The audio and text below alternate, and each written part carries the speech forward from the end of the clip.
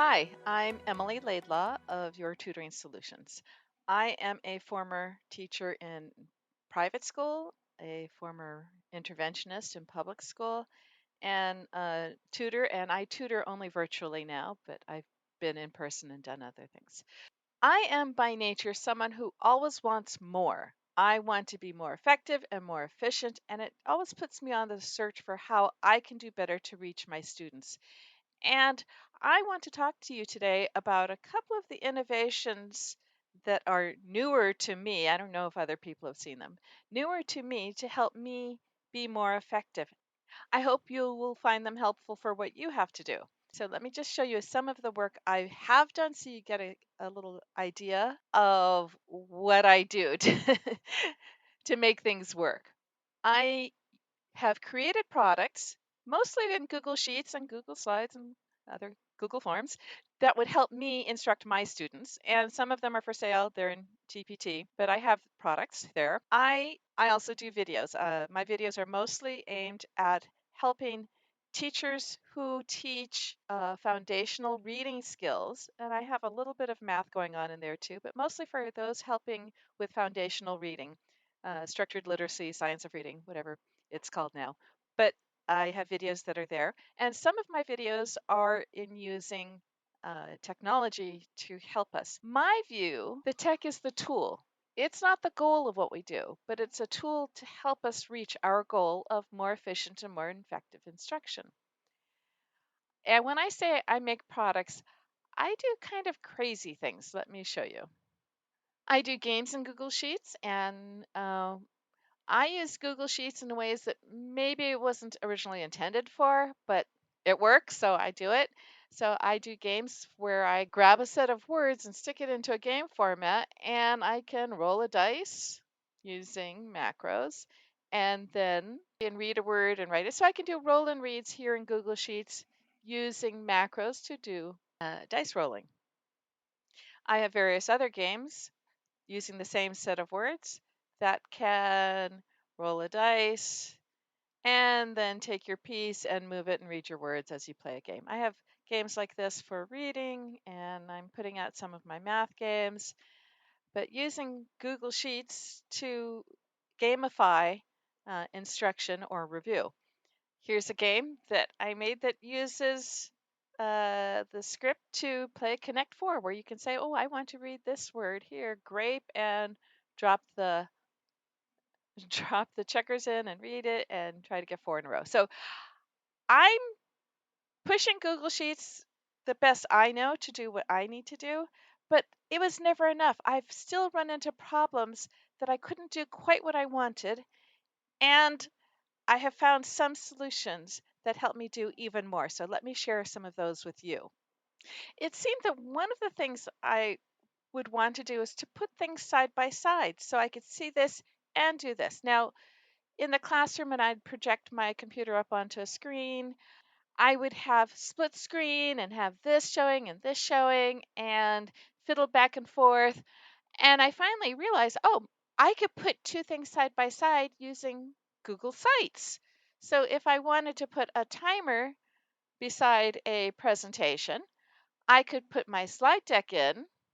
I would start my timer here and then start my presentation and work on this. And that way I could keep on a pace that I wanted. Like, I know I'm only going to work on this for the 5 minutes and then we're going to go on to something else. So I put things side by side. Now, I've used Classroom Screen to do that, but there were always issues with Classroom Screen and it got a little fiddly. And so it's like, I'm just going to put it up in a site, and the things that I want side by side, I would put together in a site. And that helped, but it was never enough. I wanted to do more. One of the things I wanted to do was to have a place to take notes beside something I'm working on.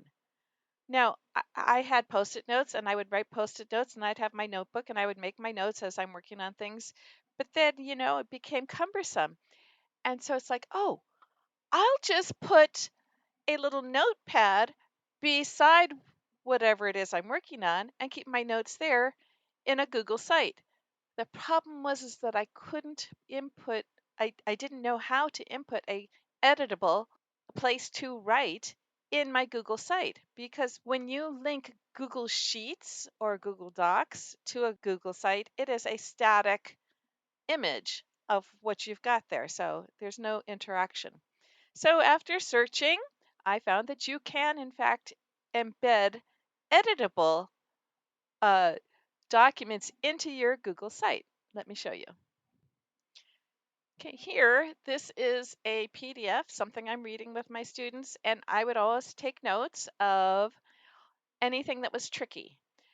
By putting by embedding an editable Google Sheet or Google Doc here right beside it in a Google site, I've gotten my notepad and my document. Nothing gets lost and it's all here, and this is editable. So if I'm reading in my PDF here, and I'm reading along, and I say, oh, okay, this word was difficult. I want to make sure that we pay more attention to this later. I can come here to my Google Sheet that is embedded and write it in. This was helpful, and you can embed an editable Google Sheet, or you can add and embed an editable Google Doc. And so here, this is live, and anyone can type in here. Anyone can type. So the share settings here are set so that anyone with the link obviously can edit, and it makes whoever is using this site able to write into the document, or in this case, into the sheet. I have a sheet that I'm sharing with you that gives you those embed codes so that you can take the URL of the sheet or document, stick it in, and uh, pop out your embed code, and I'll show that to you at the end. That still wasn't enough, though. I like to gamify my instruction, and often that meant just making something into just collecting points for an activity. And I needed to get points. And it's like, okay, oh, I can do an editable Google Sheet and put it in and collect points. The problem was that I only used macros or app script to indicate points. I would press the button and it would increment by 1. I could not find an easy way to do that that was efficient without using a macro. And embedded Google Sheets, even if they're editable, cannot call up macros and script. At least not with a button like those games had the button. That did not work. So okay, so now I'm stymied again. Now, one wonderful thing that happened over COVID was that a brilliant programmer from England who was shut down had time on his hands, and he figured out the inner workings of Google Sheets to the point that he figured out how you can trigger what I wanted to do without using AppScript. So I'm going to walk you through that process somewhat quickly and then show you how I use it. Okay. Remember, my first goal was I need to be able to collect points, and I just want to be able to tap a button and say, add a point, add a point, add a point. And let me show you why that's difficult. To do that, I'm going to open up a brand new Google Sheet so you can see the process from start to finish. Okay, I'm coming up here and it's just sheet.new. And of course, I just put in the SH, and that's the first thing it thinks I want here. So yes, that's what I want, a new sheet. Here we go. I'm going to start this from scratch, and you can see, and we'll do a little bit of formatting along the way. If you know in Google Sheets, let's say let me just make the font of everything big so you can see it. I'm going to come over here. If I say I want to press a button, Google Sheets doesn't have buttons necessarily, but they do have checkboxes. So let me put in a checkbox. Oops. Insert checkbox. Here we go. I'm going to put in this checkbox so when I click it, I want numbers to increase. So a checkbox is known as either true or false here. And I'm going to say right up in here, I'm going to start out with the cell that it's in, B4, equals. B4 plus 1. Now you know I can't just do that, right? Because it's going to come up with the error and say, you've got circular dependency. Can't do it. Well, what I didn't realize until recently is that you can change this to allow for iterative calculations. It is up in File, Settings, Calculation. Turn this on, and I only want one iteration of all the calculations. One. So File, Settings, Calculation, change this to 1 and save it. Now it's going to allow that I can have this circular dependency. So every time it's set so that every time there is a, a change on the sheet, the whole sheet recalculates and this will increase. So I can come over here and I can put in something here and that number will recalculate. Here we go. Or I can check my checkbox and that can recalculate. Okay? So every time any edit happens in this sheet, that number recalculates. Well, that's not very efficient because I really only want it to increment when I tell it to increment. Let me get rid of these. And you can see that even by deleting these, that is an edit to the sheet. I'm going to just format this a little bit better. All right, the way this works, and this is something Tyler Robertson figured out in his spare time, uh, is that Google Sheets calculates starting at A1 and going all across the whole column A, doing all of those calculations, and then going on to A2 and doing all those calculations, and then A3 and going across the columns to all the calculations. So by knowing the order that things are calculated, you can coerce Google Sheets into checking to itself to see if this is the last cell that was changed. So this will increment only when I click this cell here. Okay, so let's start out. I'm going to say this cell A1 is equal to B6. So what this is false, that's false. Okay, and I'm going to come here to this. I'm going to say, let's check this, and I'm going to use that circular dependency here. We want this cell to update based on this cell. And I'm moving over for a reason. You'll see it in a second. So I'm going to say equals if C1 is not equal to, let me see if I change this, you'll be able to see it better. See if you can see this better.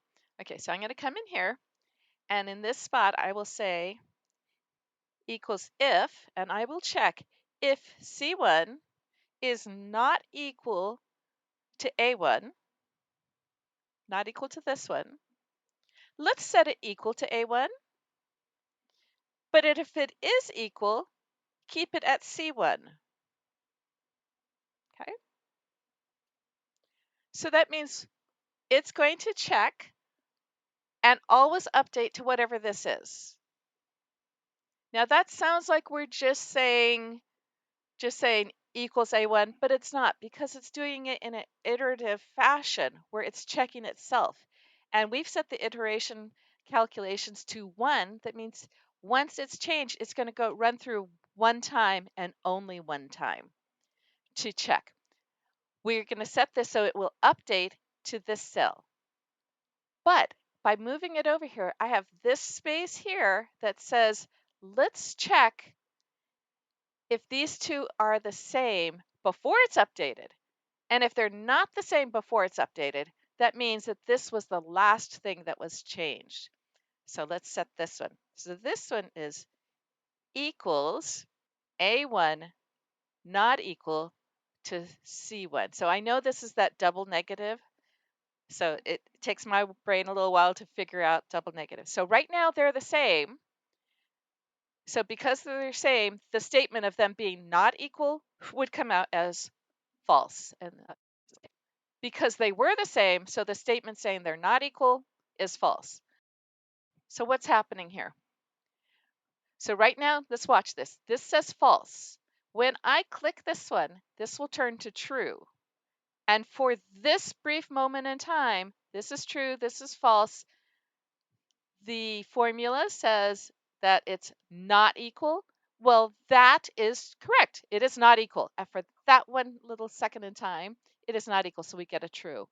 But then this will update, and it looks like it's the same, but we had that brief moment where we said, hey, they weren't the same. Now, and the reason I can show you this is that, let's say I do a change in here. So right now, let's look. This says false. This says false. This is still false because I'm not changing this. I'm changing this cell here. This is false because for that moment in time, they were the same. And the statement of saying they're not the same is false. I know the double negatives mess me up. Okay, so now I want to say this is going to be dependent on this statement being true. So I'm going to just wrap this in an if statement, say, so this is going to be if B1 is true, and I don't have to write is true because that's the assumed semantics of it. If B1, then let's do this increment. And if not, oops, wrong comma. If that's not true, then we will keep it the same as before. Okay? So we're starting over here. So when I click this, this says, oh, for that brief moment, these two were different, so that's true. Now I'm going to increment. But if I change this, this is true, this is true. For that brief moment, this will be false, and I won't increment. See? So increment here by pressing this. Any other change does nothing. Okay? Including this. All right. So we have created a counter that knows only when you press this button will this increment. These three cells here, while they're above this and above this, allow you to have this incremental counter. Well, it's not only for incremental counters, but I will show you how it works. So I can copy all this and make another counter. Make this one smaller. So can you see this? And here, this increments when this one is pressed. This one increments when this one is pressed and not the other. Let me make it a little bit smaller now. I now want to make one and say, but I want to be able to reset it. So I'm going to come over here and do this again. And I don't need a counter here. All I need is, this is going to be my reset button. This is my reset button. And now I'm going to wrap this in if the reset button is the last button to be clicked, set this to 0. So I'm just going to wrap this in another if equals if J1 is true, I don't need to say is true. If I say if J1, then make this equal to 0. If not, then do the other thing. Wrap that. And before I go on, because I want the same formula here, I'm going to make that J1 into an absolute value. There. Okay. Now I'm going to copy this over to here. So I can move these. I can increment here, but if I hit reset, they all go to 0. Well, that does it, but it's not very pretty. One thing I'll do is take this, make the font small, and then set the font equal to the background color. And then I like to, you can do formatting things, or I hide it in formatting. And I will always go in and take all these formulas here and protect that range, protect the cells. And then I don't like the looks of these checkboxes. So I want it to look like a button. So here's what we do. See this? I want it to look like a button. So I'm going to fill this with a pretty color. There we go. And I'm going to set the font to the same color. The problem is it's not going to let me click it because Google says, hey, do you know that you're clicking on a not visible checkbox? What I have to do is set the font to a slightly different color, and I'm going to show it to you here. So if I look at this one, I can click that one, and now the font is the same color. But what I'm going to come up here and make it a custom font. So here, plus, and you see the numbers here? I'm going to just change the number by 1. There we go. Now, I won't be able to see the difference. You won't be able to see the difference. But the computer will now say, oh, they're different colors. You can see this checkbox. Go ahead and press it. So I'm just going to take this hex number here, change 1 digit, 1 little bit there, and now choose that same font color for this one, that custom one. Now I can press it. Oh, here, let me take this there. Now I can press this one. And now I have something that looks more like a button. There, and reset. So I'm going to use this in something that looks a little nicer, but use it for my advantage in using counters and then other objects. Okay. Once I figured this out for using the counters, and I didn't do the really hard stuff of figuring out all these formulas here. I listened to Tyler Robertson. But once I realized, oh, that can be used to call this counter, this setup here can be used to call any Google Sheets formula that is native within Google Sheets. I can wrap whatever it is I want the sheet to do within these if statements, and that formula can be called using this. Let's take a look. This is one of the applications I have for using my embedded editable Google Sheet counter. I like to play games where we're going to have to practice high frequency words, and then we're going to get points. And because I want my students to focus on the sounds within the word and then relate those sounds to the symbols, I give points based on the sounds. So you tell me the sounds and how many sounds there are, and you get a point.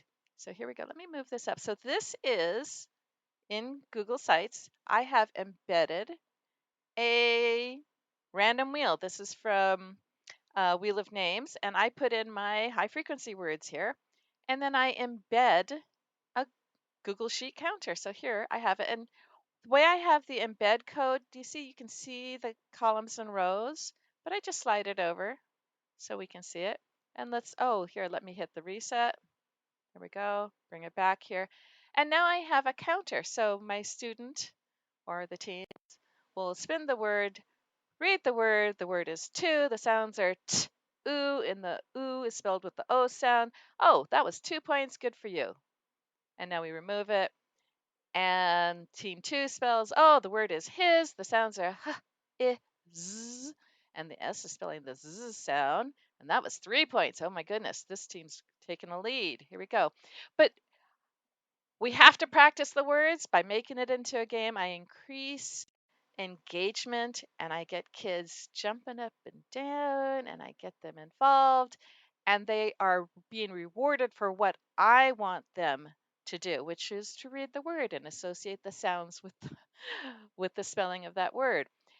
So this is just a free site that does a random name generator, but I put the words in and I've got my embedded Google Sheet counter. And now I've made practice into a game. So here's one thing that I do. And this is just a regular counter. Another thing I might have is a bingo game where I want the clues next to the game and I want the clues to be pictures. So here this is just a free bingo generator. This one is Bingo Baker. And I've got a bingo card here and I've got the clues as pictures. So in Google Sheets, I've got pictures in there embedded into the cells, and then My formula here just says get a random number, go down using an index, and find that numbered item in the list and show the picture here.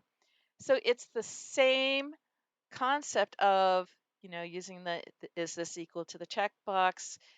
This one will update, and this one here in the middle is one that says, that brief point in time, are they the same or aren't they? So when I press the button, it takes a random picture from that list. Oh, log. And then all I do is use, where's log?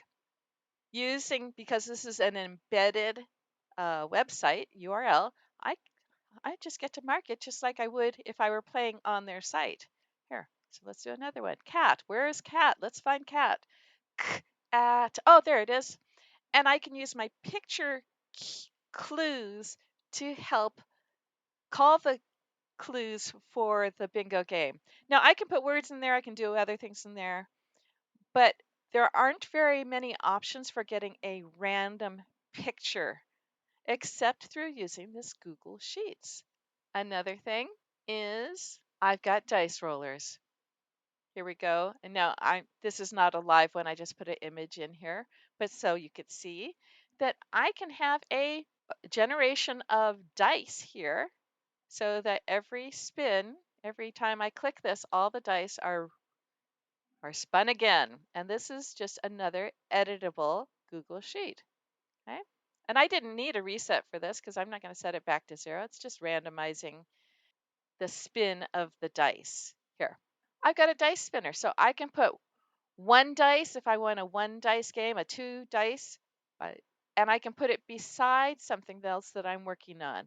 Or, of course, I could just have the sheet and roll the dice with the sheet, but I like to get things organized and get things so I just pull up this and everything I need is right there to use with my group or my student. So this has been really helpful. The ability to embed editable Google Sheets allows me to have my counters, my dice rollers, my picture spinners, and then there are more things. A couple of my projects, let me show you, it's got the list of words. I can press this and get a word here, roll the dice, and then take my piece and move it along my board.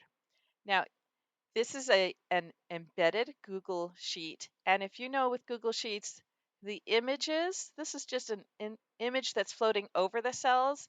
To move it, it's kind of like in Google Slides where, you go and you think you're moving it and you're not, or you end up stretching it. To move a piece in Google Sheets, it takes 2 clicks, 1 click to get the outline in the white hand, and another click to grab it and move it. But I find the kids figure that out so quickly, and I actually like drag and drops better in Google Sheets than in Google Slides because the organization with the sheet is a little easier, and the fact that I actually have more usable space here in a sheet rather than in a slide. So click, move. So this is using an embedded Google Sheet into the Google site. Okay, what are some of the considerations we have? I want to show you this with this sheet because this is something that happens in Google Sheets that's not specific to when it's embedded in a site, but just in general in Google Sheets. I'm going to duplicate this tab here. So it's the exact same tab, exact same everything, and split my screen. So you can see this side by side. Okay, let me move this one up. Okay. And of course, because it's cut, you're not seeing the whole thing. I have to move it over.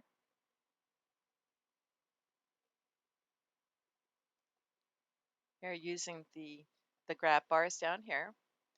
Okay, can you see this? So the exact same site, here the word is do, and it is a 3. Here it's how, and it's a 6. So the process of using rand, any of the rand functions within Google Sheets, means that every instance of this sheet it's choosing a different random number. With macros, I'm just saying randomize the sheet and then the pick the first cell.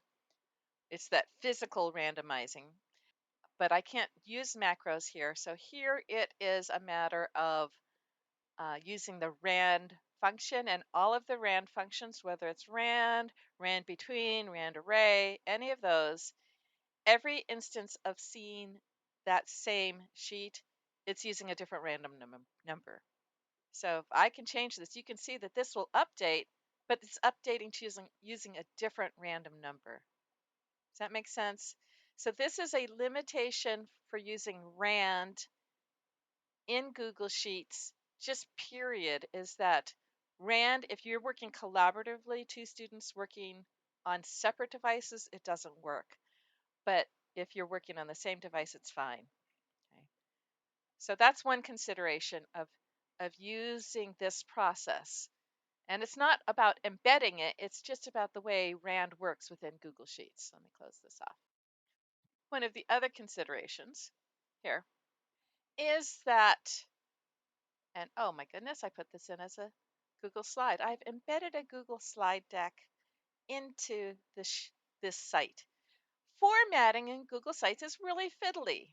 It well, I shouldn't say it's really fiddly, but it is fiddly. You want to be able to get the width right and um, use as much space as possible. So on a 16 by 9 monitor, you can set the iframe width to 1400, and I have that set up on the uh, sheet at the end that I'll show you. And you get a pretty much a full width that still shows on an iPad.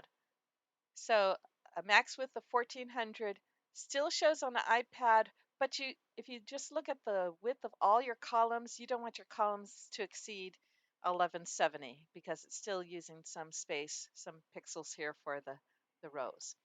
1170 is about the max you can do that still is visible on an iPad fully. And it's a little fiddly. It was for me the first few times I'm trying to figure it out. And it's like, oh, let me pick it up on the iPad, and I can't see the whole thing. But I'm always wanting as much space as possible. It's a little fiddly, but once you get it figured out, it's okay. Now I just know those settings and use those settings. And if I were to just look at this, the same sheet in full screen, I'm going all the way from left to right, and I've got much more viewable area. So embedding a sheet into a site reduces the viewable area and makes everything a little bit smaller.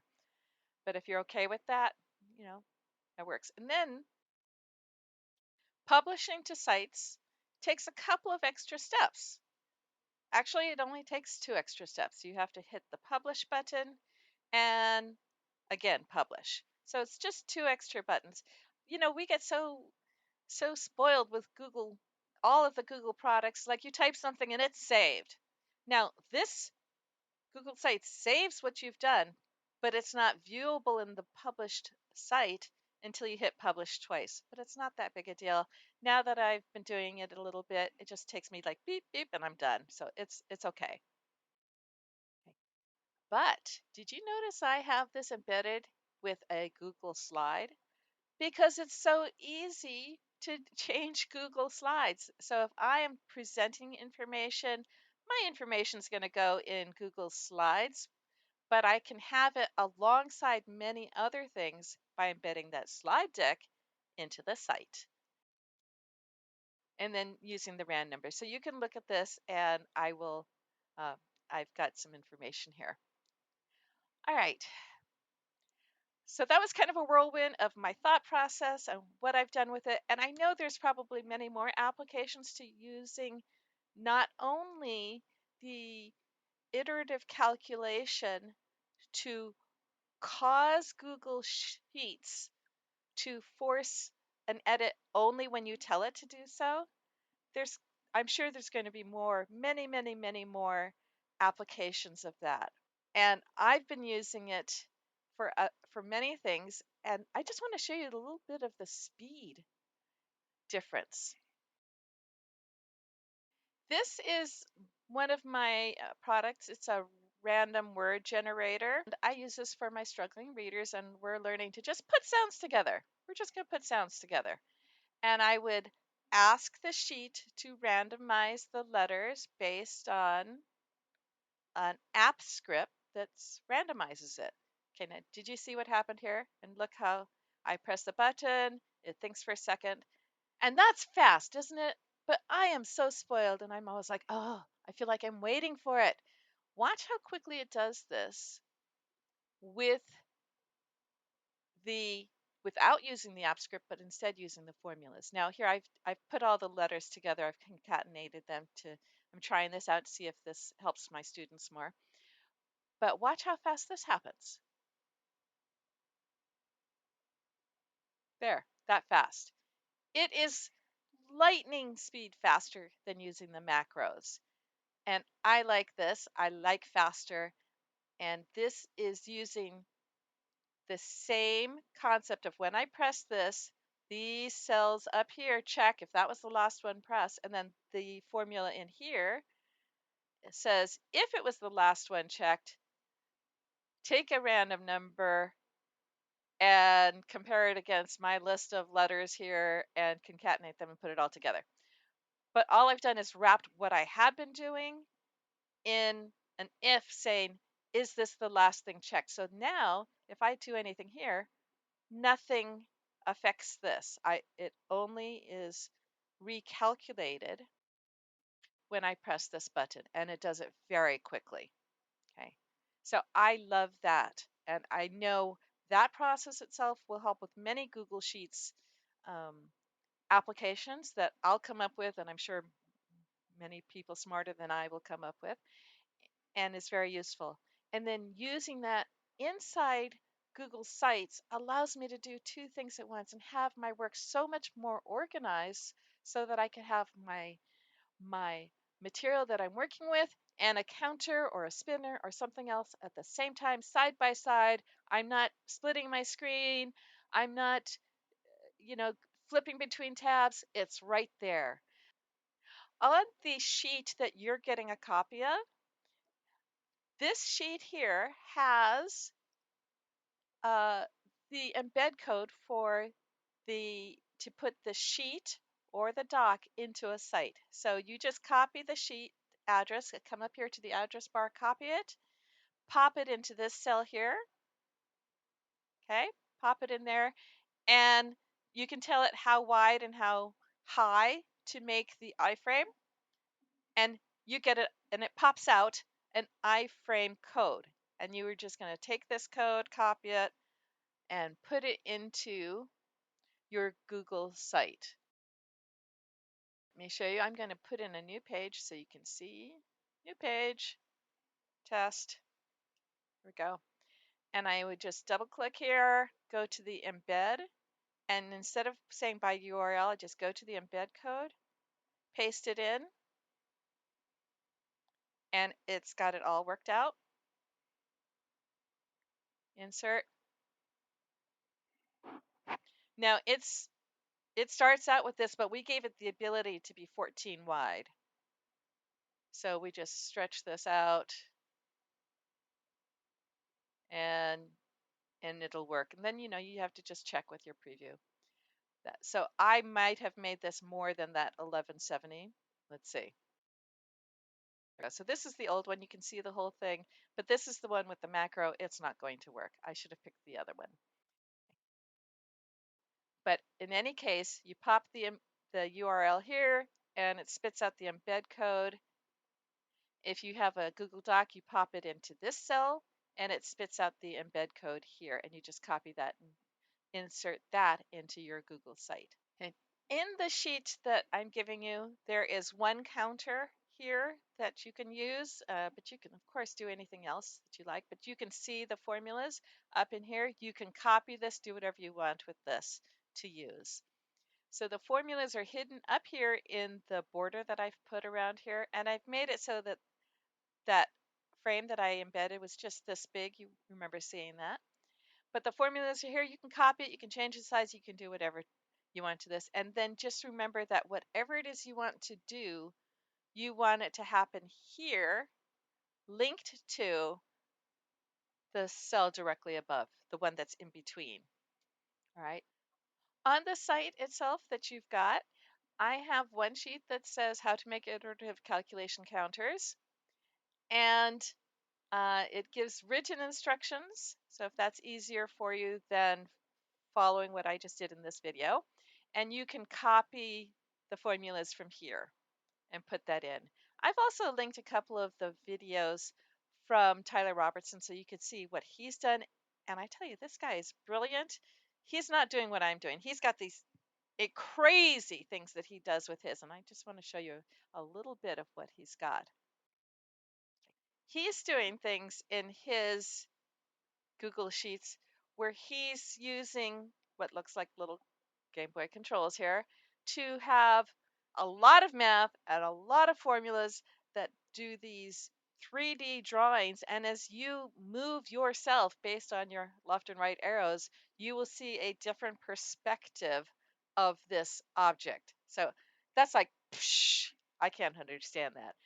But thank you, Tyler, for showing me how the Google Sheets iterative process works so that I can use it for the simple things that I'm doing. And I hope you'll find it helpful for what you might do with your students.